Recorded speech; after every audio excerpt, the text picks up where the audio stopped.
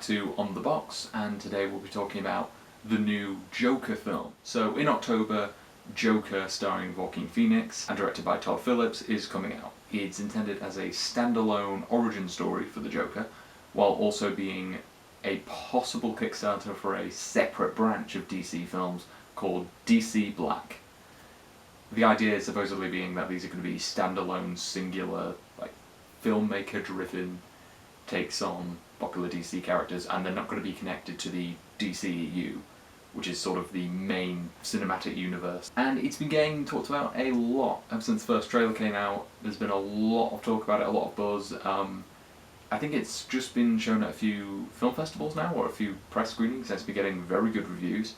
If I had to guess, it's probably because it's going to be so different to every superhero film that comes out now, because we don't really have much in between. We've got the MCU, the DCU, and not really much else in between, so I can see why people would gravitate towards a film like this, because if people are eventually going to get a bit tired of the shared universe format, so it'd be nice and refreshing to have something completely standalone. You can just watch it, there's no sequels, no prequels or anything, you just put it on, you watch it, and then you get the full story there. But I do have my own sort of worries about the film, and that's why I wanted to make this video, because I feel like there's so much hype surrounding this film. I thought I'd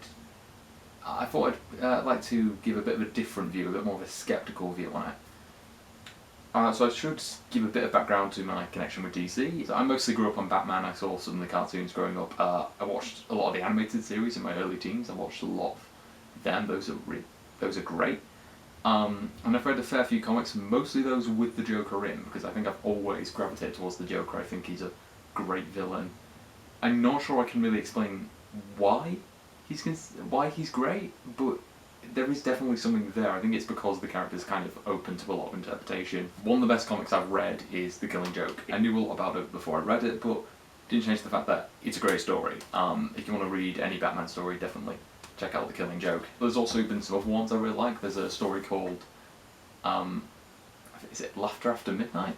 I've just filmed a shot of the pages of this, so I should know it, but I've completely forgotten. Yeah, Laughter After Midnight. So this is in this little collection of stories based in the animated series universe. It's just a short story about the Joker after a fight with Batman, recovering from the fight with Batman. It's a really fun little story, and it kind of shows that this character works sort of outside of the context of Batman being in his world. But because of that, that's why I'm a bit skeptical about this film, because Batman's not going to be in it. I think Bruce Wayne is in it, but as a kid, because Thomas Wayne is in the film. So we think that a younger Bruce Wayne will show up at some point. Whether or not, say, this new Joker, Arthur Fleck, as he's being called, is going to be the guy who kills Batman's parents, we'll have to wait and see. But essentially this is a Joker in a world where Batman doesn't exist, and I think that's an interesting angle to go at it from, because the Joker's origin, or his most accepted origin, is so connected to Batman. And the Joker's character kind of can't exist without Batman. He's got such a symbiotic relationship with him. And even the Lego Batman version is quite close in that area, because he's sort of treated like a crazy ex, because he just can't accept that Batman doesn't consider him his archenemy, which is both quite sweet, quite funny, but also pretty accurate to the Joker character. So much of who the Joker is as a character comes from Batman that I don't know if the Joker can sustain a whole film without him. If Bruce Wayne is connected to him, that could be interesting. What if Thomas Wayne is responsible for the creation of the Joker, and while this isn't going to have any sequels, if this world carried on, and say 20 odd years later this child Bruce Wayne grows up to be Batman, wouldn't it be great if his father created his arch enemy? That'd be a really interesting way to look at it. So I guess I'm a bit skeptical about whether this would actually work, whether you could actually create a great, compelling Joker story that doesn't involve Batman. And the other element that makes me very skeptical about this film is the hype. A lot of people are calling it the best comic book film ever made before it's even come out, calling Joaquin Phoenix the best Joker, and I think there's a lot of people who will just say that this is the best film of the year, or best superhero film of the year, just because it's not Marvel, or just because it's not in that kind of vein. And obviously people like different things, but I think there's a certain hipster element to it which annoys me. That's an opinion thing. Like, if you prefer this to, say, Avengers Endgame, then absolutely fine. Because I've not seen it yet. I might like it more than Avengers Endgame, but so there is that hype element that I don't really get. I don't know why people are talking about this like it's the coolest, most different take on the Joker before we've even seen it.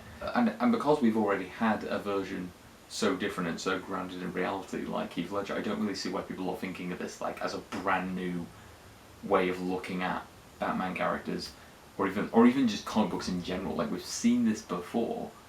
It's just a bit more refreshing now because it's been so long since we've had a superhero film like this. I think those kind of singular, standalone, realistic to a point, like hyper-real superhero films, they kind of did just end with The Dark Knight Rises, and now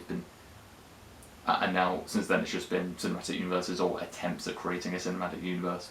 But it does look refreshing, and it's a film that, and just based on the trailers, it's something I can't really stop thinking about it. There is something just hypnotising about those trailers. They're so well put together, the colours just pop, but it's also quite grimy and gritty, and Joaquin Phoenix does look very good. His performance does look great in those small snippets we've seen. Even just him saying, "When you bring me out, can you introduce me as Joker?" Something about the way he said Joker right then, it's like his voice completely changed. And you do start to see the original Joker character in there, even though this is going to be a slightly different take. I could see the Joker there, and I think that was a really great little moment. But I think it is becoming a bit overhyped, and I think people should really wait until it comes out before they make their assessment on it. And another little element I wanted to touch upon about why I'm optimistically skeptical, let's say that, is sort of the real-world impact this version of Joker might have, because I've heard people comparing this to Fight Club and other films that have had like a big impact on the culture, like, on real-world culture. And it'd be interesting if this did have a big impact on culture, but I'm worried about sort of the negative effects of that. I'm not saying that people who watch this will go out and kill people. I'm not trying to say that, because I'd like to think that people are smarter than that, but I think depending on how the Joker's origin is portrayed, mainly if they try to condone or justify Arthur Fleck becoming this like homicidal maniac, it's not. I think that's a very dangerous thing for a film to do. I think there will be people who look at that and get the completely wrong message from it. Because there has been cases like that with the Joker. There was shootings that happened at the Dark Knight Rises screening way back when. I'm pretty sure the guy who acted that, the guy who orchestrated it, he was dressed as the Joker for that. He had the makeup and everything, and that in some ways that shows like the power of a character like the Joker, but also shows that that you have to be very careful when you're portraying a character like this in a film that looks like it's pretty grounded in reality. It's because there definitely are people who think the Joker is right, and it really annoys me when people say that, because he's the villain, guys.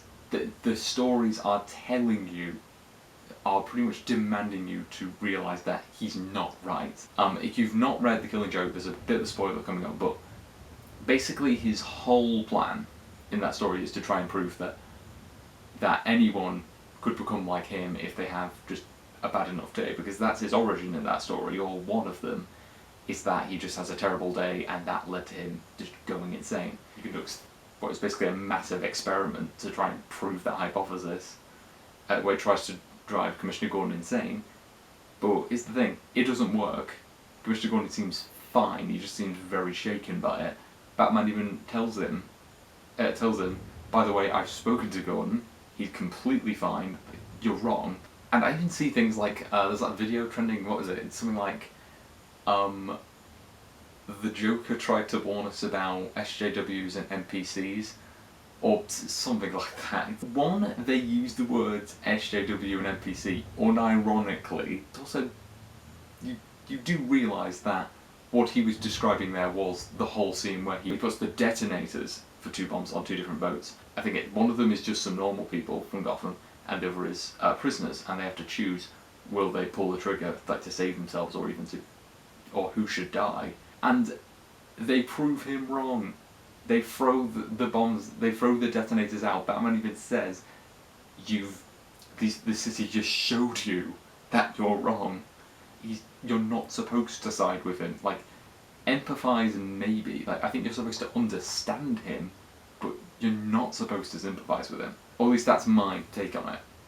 Not many, but some people might respond that way, and that does worry me slightly. Yeah, I suppose the way you could get around that is if the film's told from his point of view, then it's probably a very distorted view. He's probably an unreliable narrator, so he's probably telling the story, but he's not giving you everything, and it's all been distorted in his head, sort of like American Psycho. If you've not seen American Psycho, huge spoilers, but at the end it's left really ambiguous as to whether the main character did kill a lot of the people he kills throughout the film, or if it was all in his head. So if they do something like that, I think that's a bit more clever, because it would make sense why he'd be painted as the hero, and him becoming the Joker is like a heroic, like, triumphant moment. I think that's a really interesting way of going about it. Overall, I'm looking forward to it, and I'm very interested by it. I think the trailers have been great. The whole concept of doing a separate branch of standalone superhero films grounded in reality, I think, is a great idea. To do it now next to the shared universe stuff is going to be really great, really refreshing. But I'm sceptical about whether this can work, whether people are a bit too overhyped about it, and I'm worried about the possible dangerous effects of painting the Joker's transformation as justified.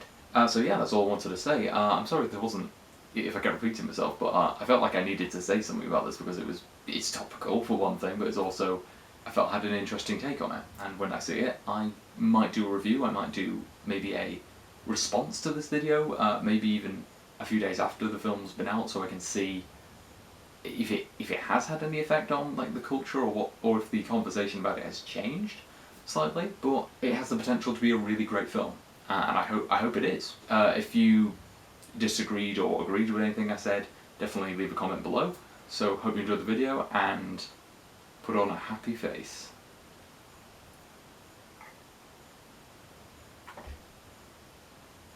That is really tricky to do. I don't know how he does it.